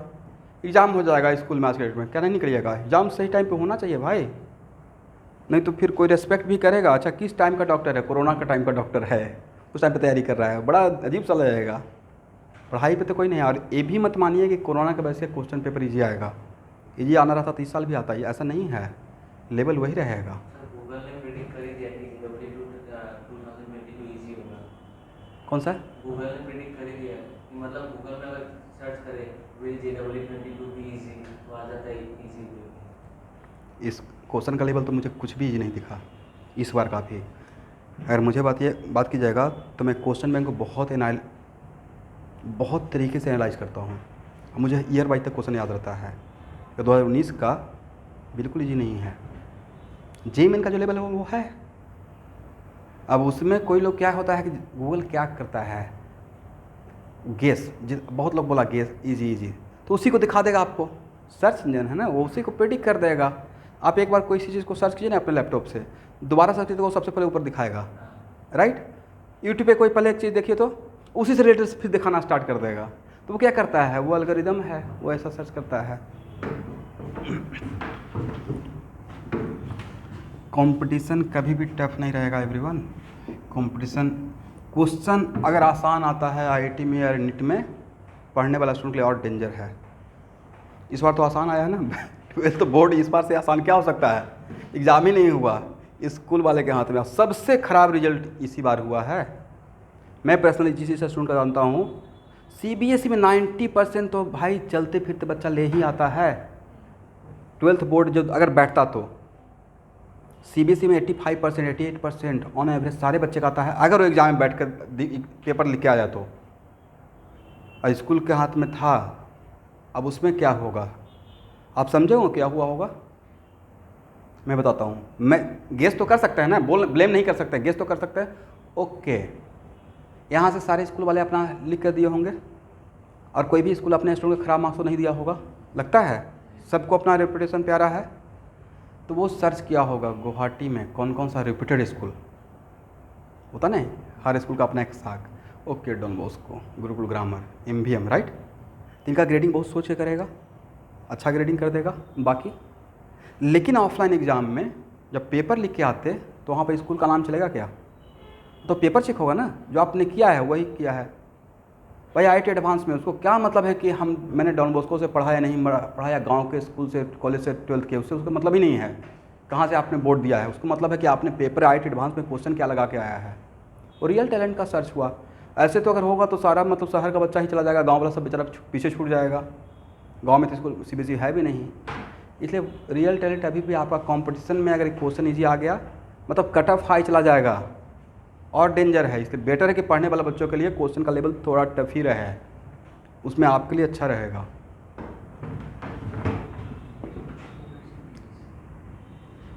नहीं तो बहुत अफसोस आएगा कि राकेश सर ने इतना ऑर्गेनिक केमिस्ट्री पढ़ा दिया और उस लेवल से आया नहीं। तो NCERT से ही डायरेक्ट अगर सारा क्वेश्चन आएगा, ऐसा तो होगा नहीं बट उस टाइम पे थोड़ा सा डेंजर हो जाएगा।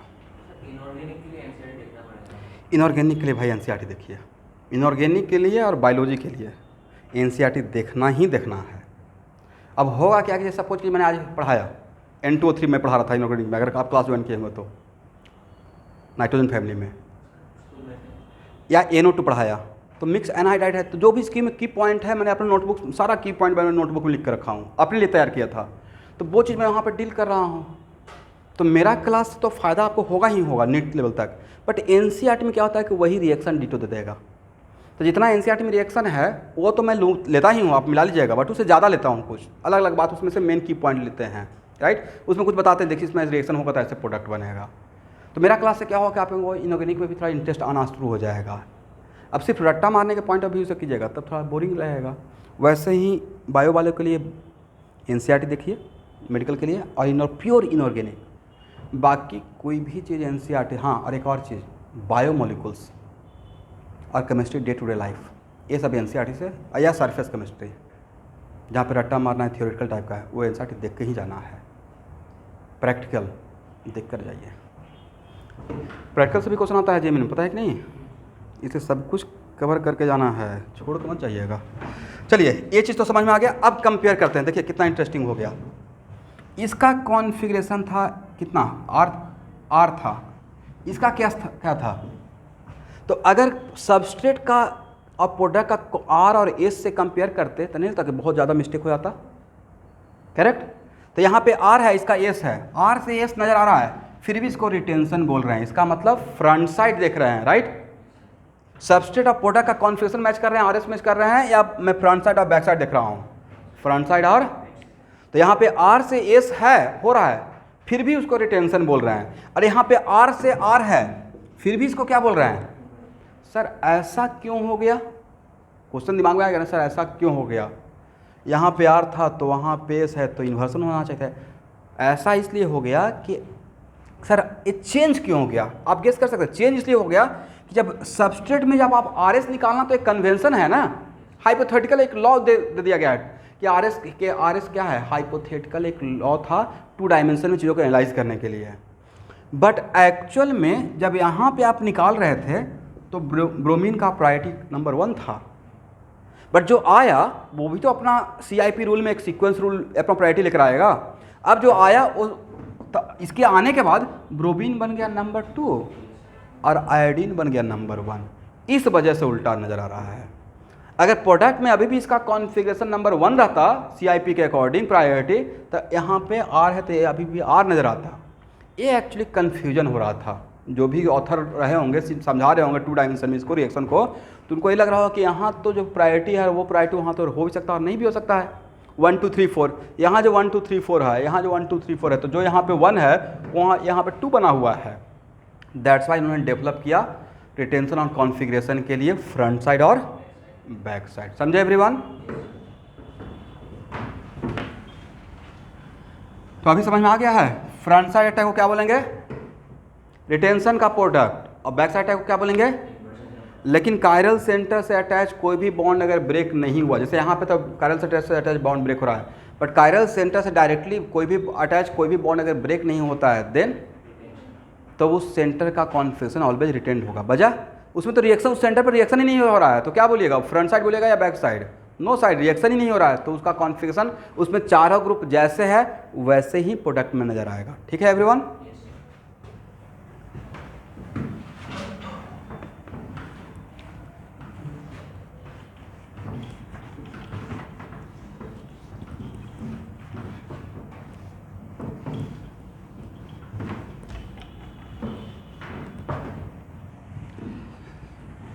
अब देखिए एक और एग्जांपल।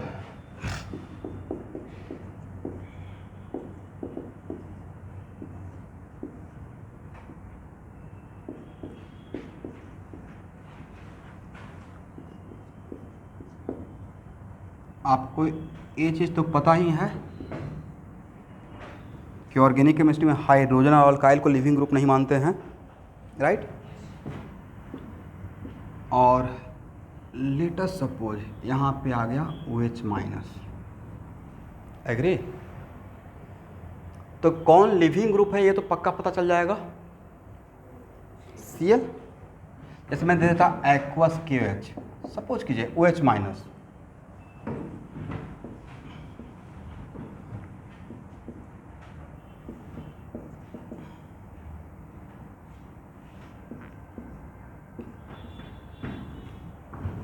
तो एग्जामिनर जो रहते हैं क्वेश्चन सेट कर हमारे, they are very smart people.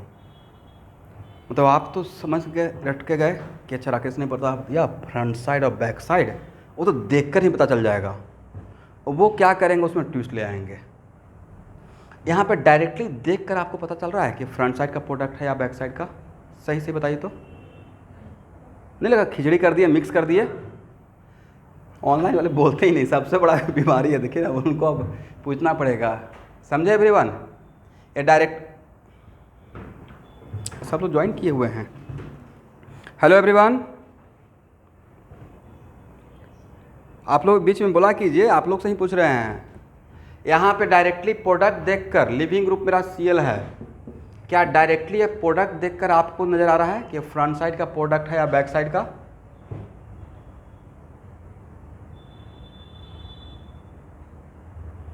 नहीं, क्योंकि मैंने क्या किया, मैंने OH को कहाँ रखा? C2H5 की जगह पे। तो लॉजिकली C2H5 यहाँ रहना चाहिए था, बट मैंने उल्टा पुल्टा कर दिया। अब तब पूछा कि ये प्रोडक्ट इन्वर्सन का प्रोडक्ट है, मतलब क्वेश्चन ये रहेगा, this is the product of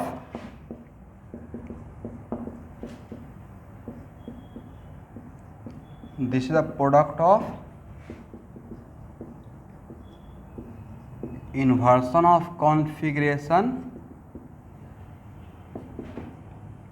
और रिटेंशन ऑफ कॉन्फ़िगरेशन, मतलब ये किसका प्रोडक्ट है? चलिए, इसका मतलब है कि जहाँ पे directly, it is very important to note that product जहाँ पे डायरेक्टली देखकर आपको नहीं पता चल पा रहा है कि ये इन्वर्सन का है या रिटेंशन का है, तो वहाँ के लिए मैं एक ट्रिक देता हूँ। पता करना है इसका, तो हम लोग एक रफ वर्क करेंगे। रफ वर्क ये करना है, क्वेश्चन सॉल्व करने का तरीका। रफ वर्क करना है DC2H5CH3,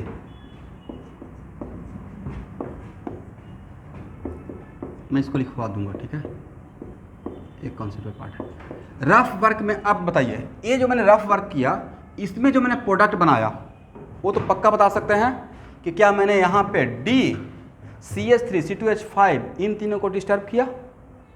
यहाँ तो रिएक्शन आप प्रोडक्ट देख कर डायरेक्टली बोल सकते हैं क्लोरीन के जगह पे OH को डायरेक्टली आपने रख दिया फ्रंट साइड से, राइट? इसका मतलब डैम श्योर 200% गारंटी है this is the product of what? Retention का प्रोडक्ट है, राइट? कॉन्फ्लिक्शन। अब देखिए स्मार्टली क्या करेंगे, इस टाइप का एग्जाम्पल में जहाँ पे आपको पता नहीं चलेगा तो आपको रफ वर्क में एक रिटेंशन का प्रोडक्ट बनाना है। किसका प्रोडक्ट बनाना है? और इसको रिफरेंस बना लीजिएगा। क्या बना लेंगे? रिफरेंस। और उसके बाद क्या करना है, इसका कॉन्फ़िगरेशन निकालना है। किसका कॉन्फ़िगरेशन? रेफरेंस मॉलिक्यूल का। रेफरेंस मॉलिक्यूल किसका बनाएंगे? रिटेंशन ऑफ कॉन्फ़िगरेशन के प्रोडक्ट को। इसका कॉन्फ़िगरेशन निकालिए। क्या है? आर है एस है? डू इट फास्ट, निकालिए तो। What is the configuration of this molecule?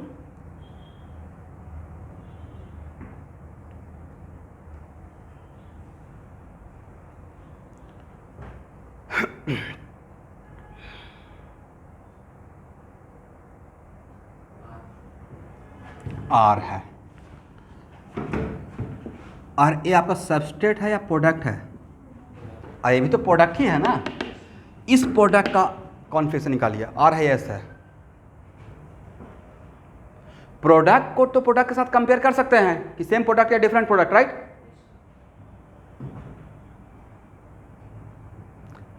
आपको ये तो आया है ना कि लोएस्ट प्रायोरिटी ग्रुप को बॉटम लाइन पे लाते हैं। चलिए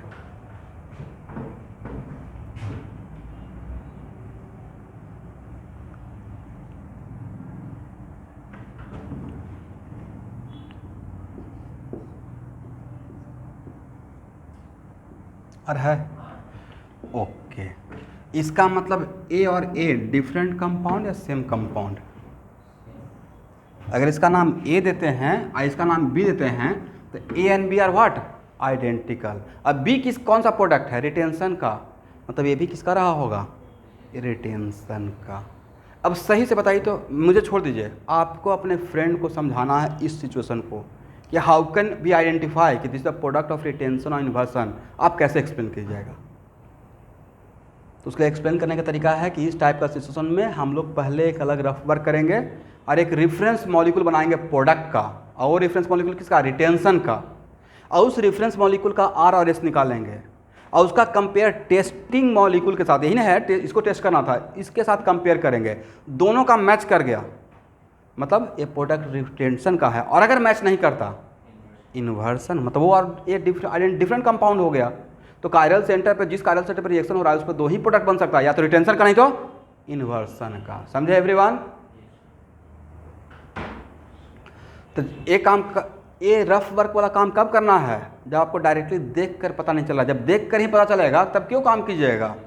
इसका रिक्वायरमेंट कब हुआ? जिस आपको कन्फ्यूजन हो गया ना कि मैंने OH यहाँ रखा तो आप सोच रहे थे CTH5 यहाँ रहता था काम हो जाता, पर मैंने उल्टा पुल्टा कर दिया, राइट? तो मैंने नहीं किया। ऐसा एग्जाम में हो सकता है एडवांस लेवल के क्वेश्चन में, ठीक है? तो उस टाइम पे क्या करना है, इस टाइप के क्वेश्चन को सॉल्व करने के लिए जहाँ पे डायरेक्टली देख कर रिटेंशन और इन्वर्सन नहीं पता चलेगा किसी कायरल सेंटर पे, तो उस टाइम पे what we have to do, make a reference molecule of what? Product of retention of configuration and compare the R और एस ऑफ किसका? टेस्टिंग मॉलिक्यूल का आर एस कंपेयर करेंगे रेफरेंस मॉलिक्यूल्स का। अगर मैच कर गया मतलब ए प्रोडक्ट जिसका मुझे बताना था रिटेंशन का है, मैच नहीं किया मतलब इन्वर्सन का है। ये जितना मैंने बोला उसको खुद के लैंग्वेज में एक्सप्लेन कर पाएंगे, लिख पाएंगे ऑनलाइन का स्टूडेंट, या मैं लिखवा दूँ? लिखिए मैं लिखवाता हूँ। For this type of situation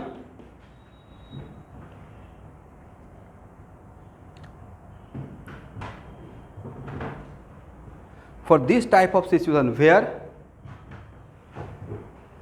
just by seeing the product we cannot decide, for this type of situation where just by seeing the product we cannot decide this is the product of retention or inversion, then we make a reference molecule,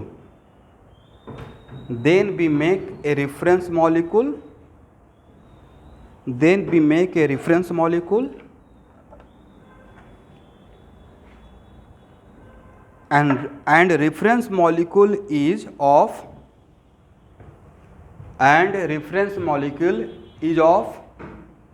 product of retention of configuration. Then we make a reference molecule of product of retention of configuration.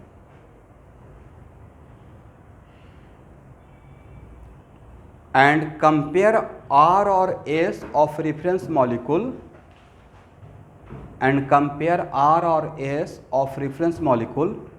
with testing molecule. Testing molecule यही मेरा ये है, right, with testing molecule.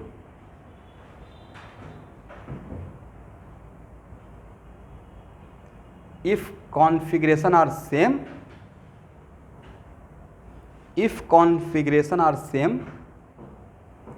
it means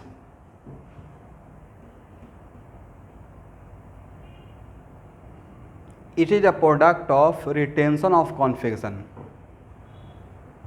But if configuration are different, then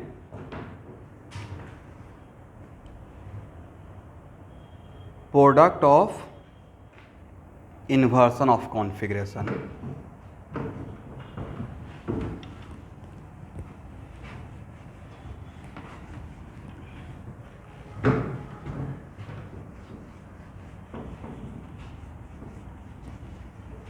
Okay everyone?